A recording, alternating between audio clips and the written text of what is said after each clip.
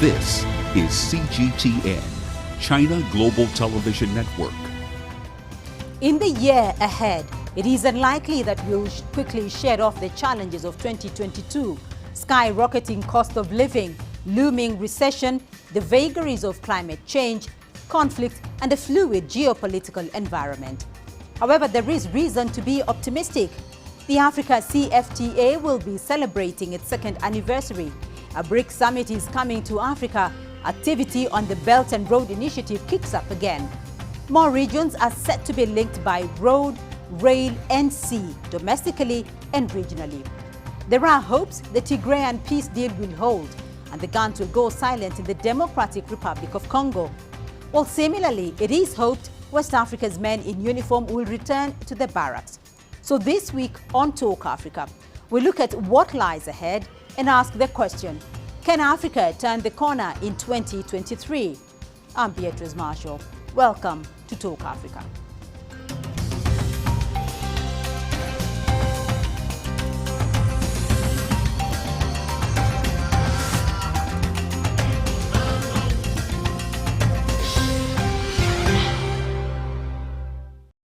Well, let's delve into our conversation and see what 2023 portends. Bring in our panel of experts. Joining us from Johannesburg, Professor David Munyai, International Relations and Foreign Policy expert. Joining us from Enugu in Nigeria via Zoom, Dr. Ifediora Chimezi Amobi. And also joining us in Beijing, Victor Gao, Vice President of the Center for China and Globalization. A warm welcome to you all. Let's begin by looking at the specific events to look out for in 2023. Professor Munyai, to you first. What issues are likely to chart the path for Africa in 2023? I think what we're going to see happening in 2023, it's a change and continuity. In terms of continuity, it's the Ukraine-Russia war. It will continue with a number of negative impact affecting the African continent. There are going to be change in terms of a number of things. The COVID-19, I think, is going to ease up a bit with massive movement of people, particularly in China. I think with the easing up of restrictions and movement of people, is going to have a positive impact on Chinese economy and global economy. But we are going to also see unforeseen challenges, including in Europe. I think we've seen inflation high, disturbances in a number of areas. United Kingdom has endless strikes, and we see in other areas of Europe conflicts, tensions rise, and disagreement on a number of issues that emanate from a number of issues within the European Union itself.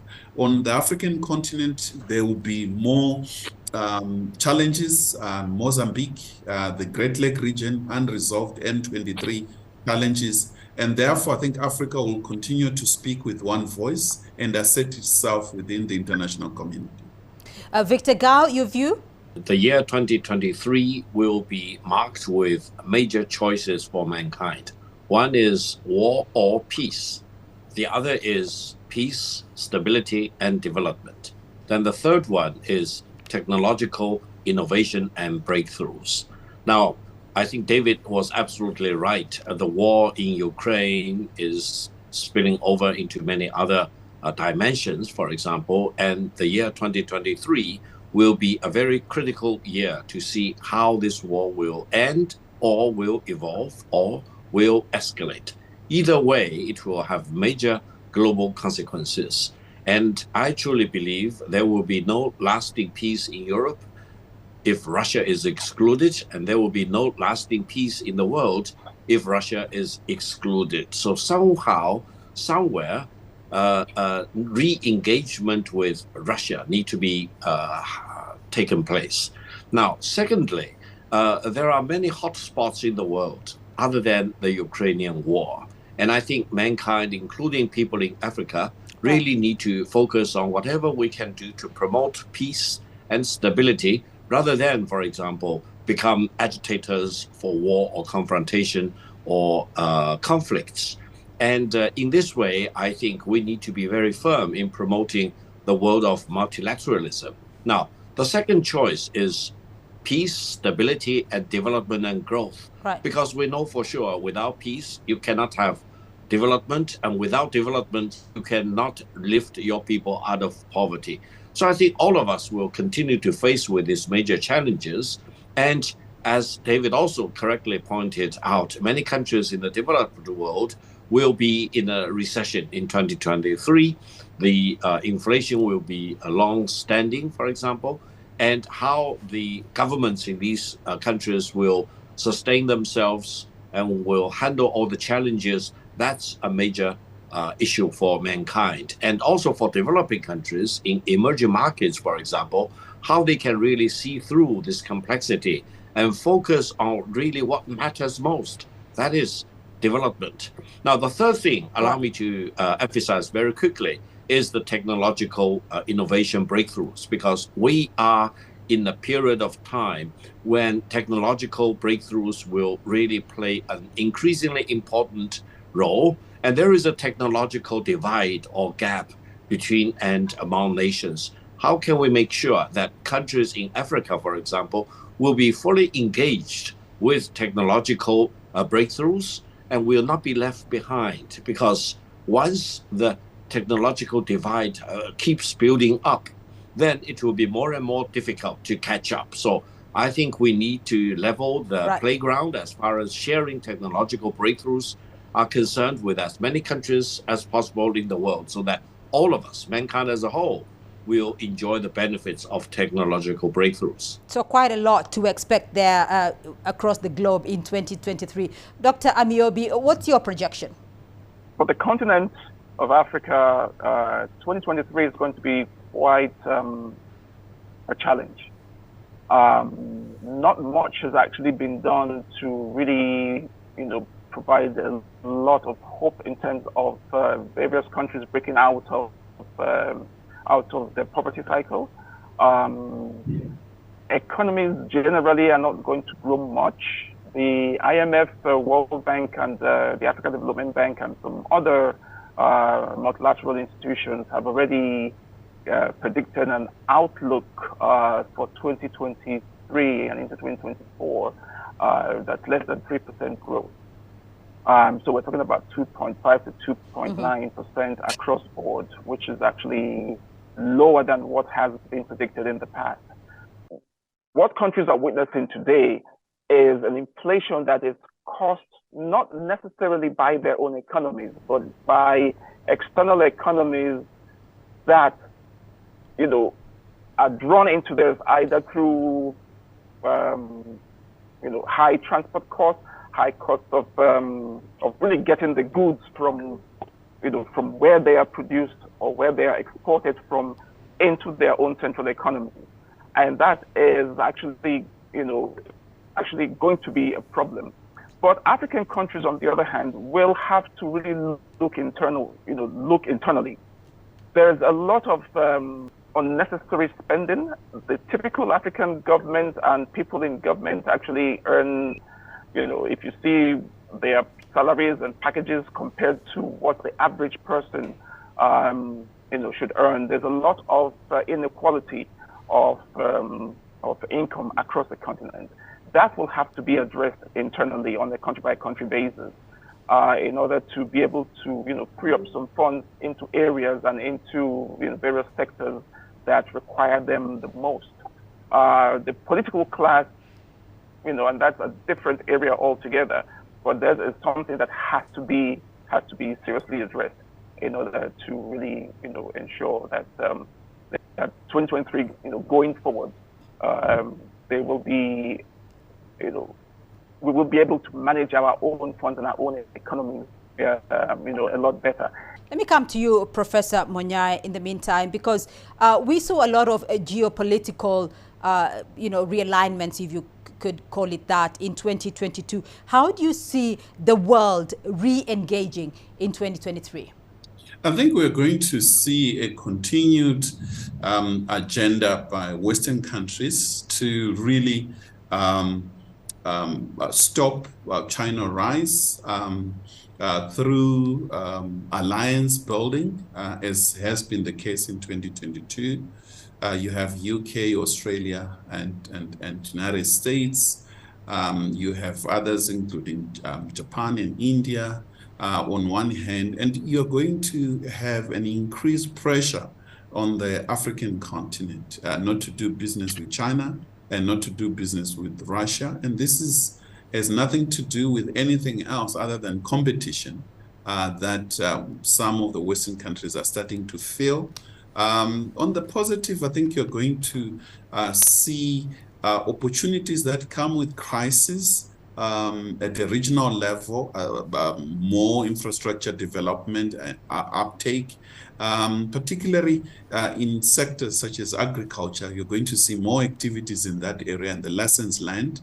When it comes to global value chain, one of the major impact of COVID-19, I think you're going to see Africa really thinking seriously in terms of how to close the gap in terms of having its own, for instance, pharmaceuticals, vaccine manufacturing hubs on the African continent, working closely with these strategic partners, both in the West as well as in the East, China and Japan. Victor, let's talk about that competition that Professor Munyai is talking about for a moment there, because what should we expect from China, particularly as China drives a global economic recovery? First of all, in 2023 and beyond, China will continue to do the right thing. That is to be committed to more opening and reforms of all kinds in China, and also to remain as a major champion of free market and market economy throughout the world. China is the largest trading nation in the world. This should be a cause for celebration by mankind as a whole, rather than, for example, as a cause of agitation by some developed countries. I think the countries in the world, especially in Africa, really should focus on what matters most. That is, trade should not be weaponized. Trade should be treated as trade. And if they can benefit from trade with China or any other country, continue to engage with trade, rather than, for example, be hijacked by the geopolitical agenda of some countries, as if, for example, that agenda should be their agenda. No, I think between China and the United States, the year 2023 will continue to be very difficult. Right. But China is on the right side of history. China will continue to promote peaceful relations with all the countries, including with the United States. And I truly believe that eventually, in due course, the United States will need to come to terms with the fact that China is a very large economic factor, and the size of the economy is larger than that of the United States, and China does not have any desire to replace the United States as the next superpower of the world. China believes in a world of multilateralism. Every country in the world, all the African countries, for example, should be treated as equals. No country should be allowed to be the overlord in the world of today. All right. Professor Munyai, I want to look very briefly at Africa's integration here, because Africa's largest trading bloc, the AfCFTA, celebrates its second anniversary this year, with trade already having begun. What are your 2023 forecasts for trade on this platform? I think you're going to see increased trade, intra-Africa trade. It also will come with a number of challenges. For instance, we see some of the bilateral trade agreements, including one in Kenya, signed with the United States, where there are certain conditionality that are being put on Kenyan government in terms of on data issue that Kenya should open up its data to American companies. And some, not just Kenya, a number of other countries are going to have bilateral trade agreements with some countries that are contrary to what the Africa Free Trade Agreement. And therefore, if not careful, African governments might undermine the very same initiative. So that's one challenge. The second challenge is to ensure that Africans build requisite skills required for negotiation. and rely less on the very same countries that they're going to trade with. You cannot get assistance from countries that you're going to trade with. I think you need to ring fence the Secretariat and ensure that it is Africa-led, and have security measurements to ensure that African initiatives are not undermined. And therefore, I think going forward, we're going to see more of increased trade, free movement of people. I think we've seen once again Kenya and South Africa opening up. Kenyans won't require a visa to enter South Africa. And these are positive developments taking place on our continent. All right, we're going to leave it there for the moment. Let's take a short break. When we come back, we will find out whether 2023 is a year of recovery or of continued crisis management for the continent. Stay with us.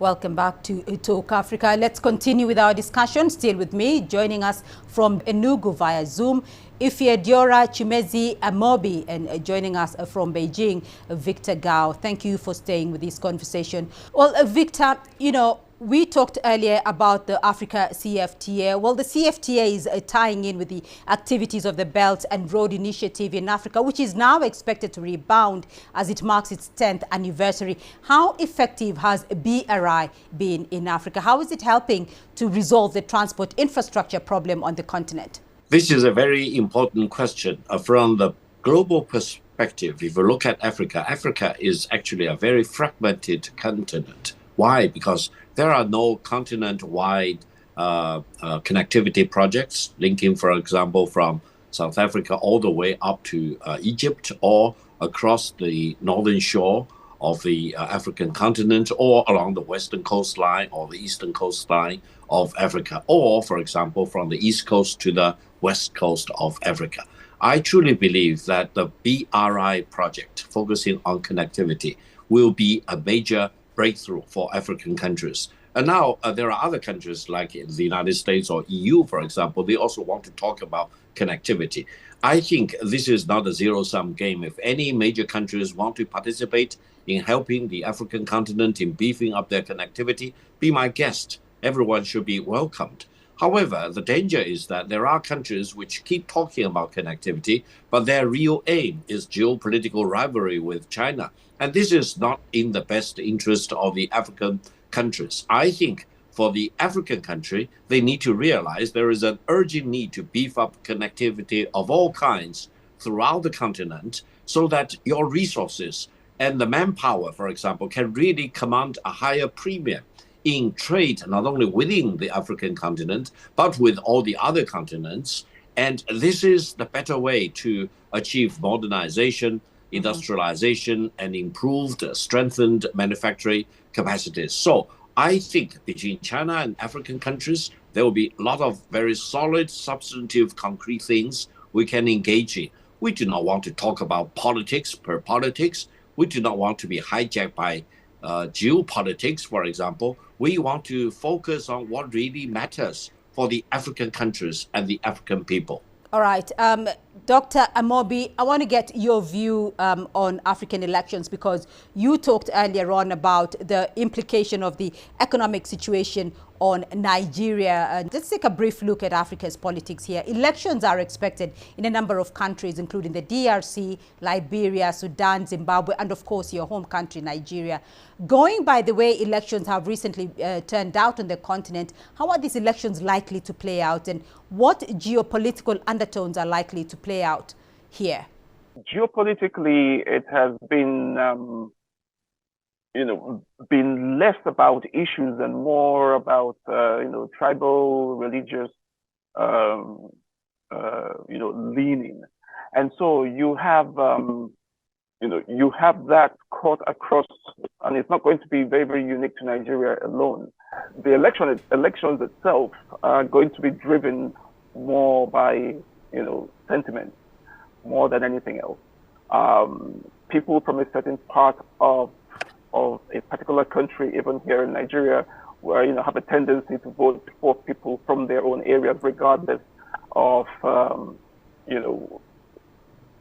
other factors that, under normal circumstances, one would look at and say, yes, this particular candidate stands for this particular issue, and this is why I support or do not support, that candidate. So we're still evolving in terms of our own, democratic, environment, and that is still going to play out. It's not going to be much different from the past, but the elections are going to come, they're going to go, they're going to have the same outcome that they've always had. There'll be violence, there'll be people who would want to cheat on the numbers, ballot boxes. As much as here in Nigeria, the elections this year are going to be a bit more IT driven, electronic, voting, etc. So it's going to be the first time this is going to be tried out, and it'll be interesting to see how the results are going to play out, different from the way it's always been, where ballot boxes have been snatched or stuffed, or figures,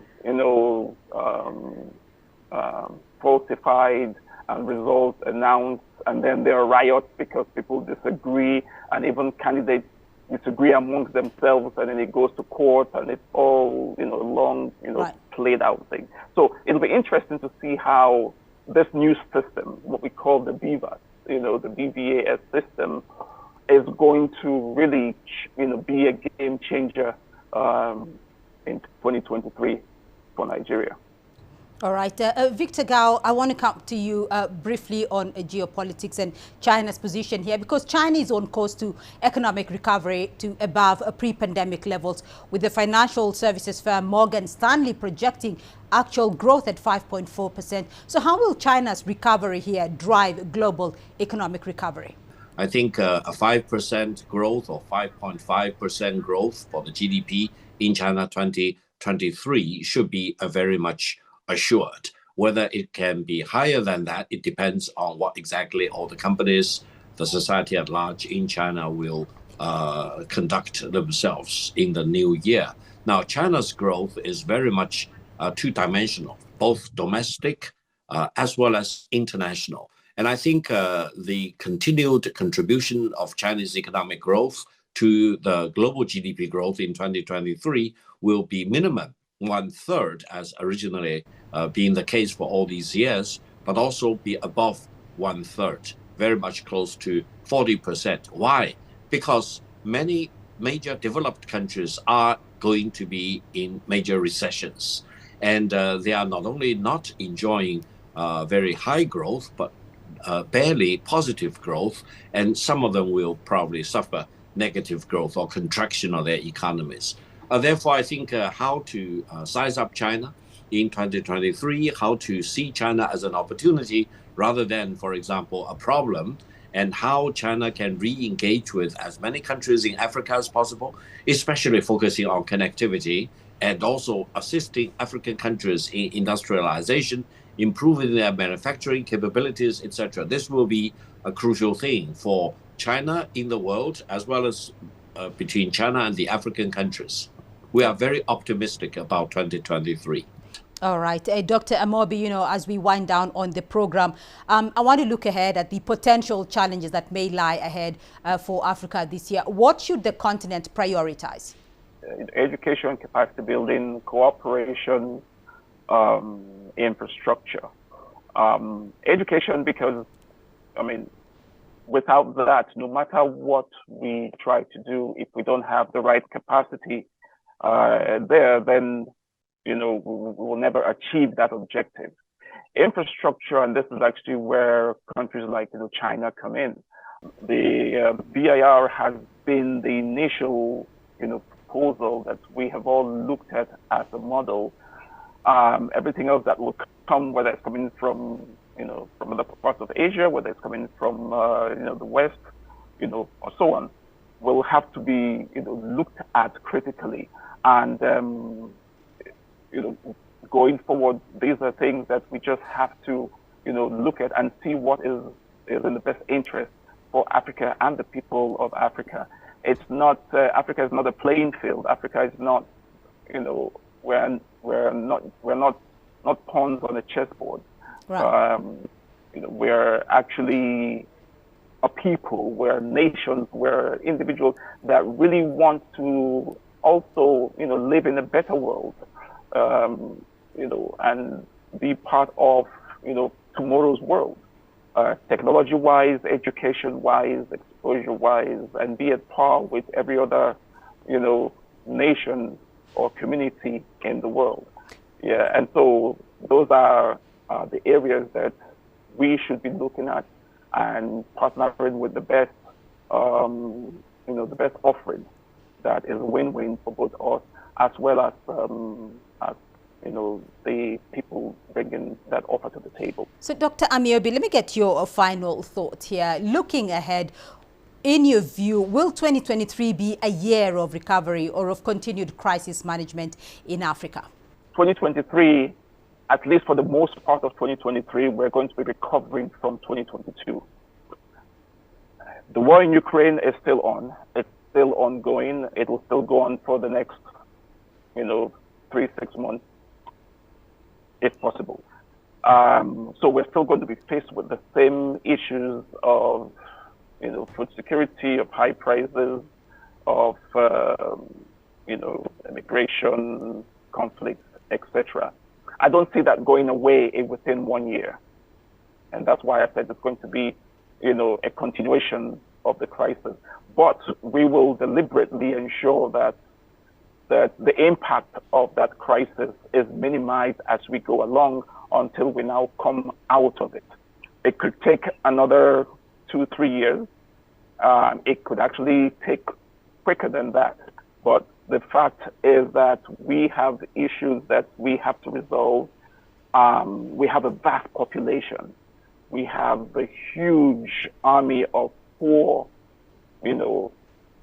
women, children. We have displaced communities. We have, the effects of climate change that has actually, moved the desert into, communities and brought, people in there, which is creating conflict, which is, putting pressure on the existing resources in those areas.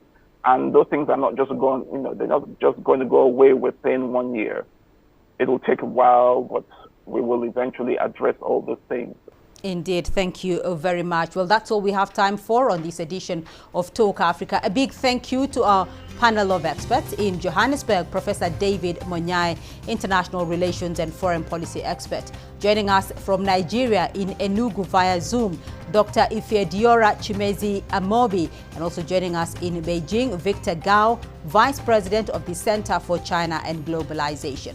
Remember, you can be a part of this conversation through our social media platforms on Facebook and Twitter, and you can watch this and other editions of Talk Africa on our YouTube playlist. Do join us again next week for more Talk Africa. From me, Beatrice Marshall, and the team here in Nairobi, until next time, Happy New Year.